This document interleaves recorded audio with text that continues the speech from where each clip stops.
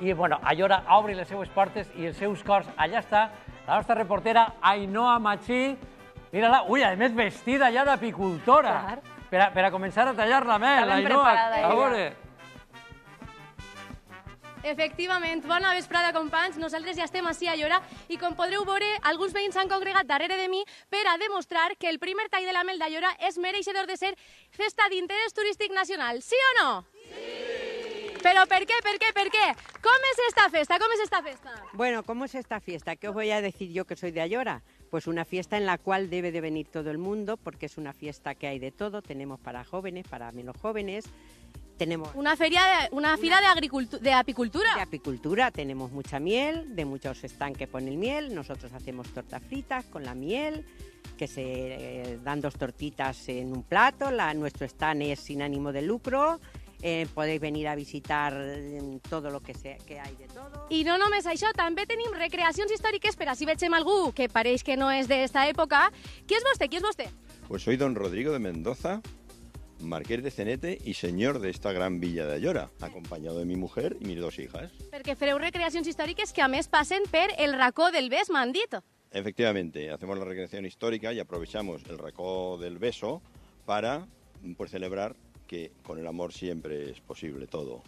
I que justet que avui és el dia dels enamorats valencians, ens ve de perles, i com podreu veure jo ja m'he posat en situació, m'he posat el tratge d'apicultora, perquè jo no me'n podia anar de Aiora sense veure com és aquest primer tall de la mel, però primer, Enrique, posa'm el casco perquè precaució sobretot. Com diria mon pare, coneixement, perquè a veure si mos piquen les abelles, jo no vull tindre una mala Això fa molt de mal, Ainhoa. Sí.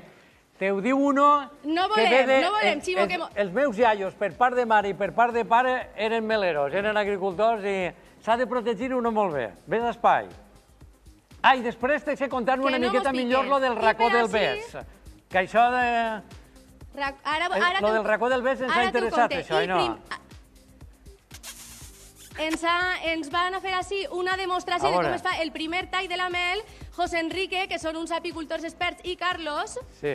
¿Cómo es fa? ¿Quién es el procedimiento? Pues ahora mismo vamos a echarle humo, nada más abrirla, para así tranquilizarlas y que ellas estén pendientes de otras cosas. Això està molt bé. Mireu quantes abelles, per favor. Aquí tenemos unas 35 o 40.000 abejas y ahora vamos a proceder a sacar un cuadro. I mireu que bonico com li tiren el fum a ixos ruscos. Sí. Ahora mira, aquí tenemos un precioso... Mireu quantes abelles. Un precioso marco con Está bien miel planeta, y cría. Y ahora vamos a sacar otro marco para poder extraerle la miel. I com és aquest primer tall de la mel? Ens podríeu fer una demostració? Claro, ahora mismo vamos a coger y con un cuchillo vamos a quitarle esa fina capita que tiene de cera. Es que se llama sello. Si no, cuando... Mireu com ix la mel. Cuando en el gabinet de realmente cine queramos sacarla, esa fina capa evitará que se salga. Ay, y es que quitándola, me ve de familia. podremos hacer que salga esa rica miel. Como podéis ver, se diferencia muy bien la que está tapada de la que no. Exacte, ja ho vegeu que això és tot un espectacle i que teniu que vindre a Aiora, que des d'este dimecres fins al diumenge serà la fira del primer tall de la mel. Per a qui vulgui conèixer la cultura de la mel i degustar este producte tan bo i tan dolcet, així vos esperem. Sí, no, Ainhoa, sí, anirem a Aiora, però tu vine per aquí també en algun tarret de mel. Per a mi de romer, que va molt bé per la gola. Ara s'ho dic jo d'ací. I lo del racó dels enamorats, conta'm això. Eso es. N'hi ha un raconet del poble que posa bésame en este rincón. I allà hem trobat algun que altre enamorat que estava donant-se algun que altre beset, Ximó. Ai, els Instagrames i tot això. Bésame en este rincón. Anirem a Aiora a repartir amor i a disfrutar de la gastronomia i a menjar mel. Eso es. Espai que no te pique ninguna. Així vos esperem. En la illa. Ninguna, protegida. Eso.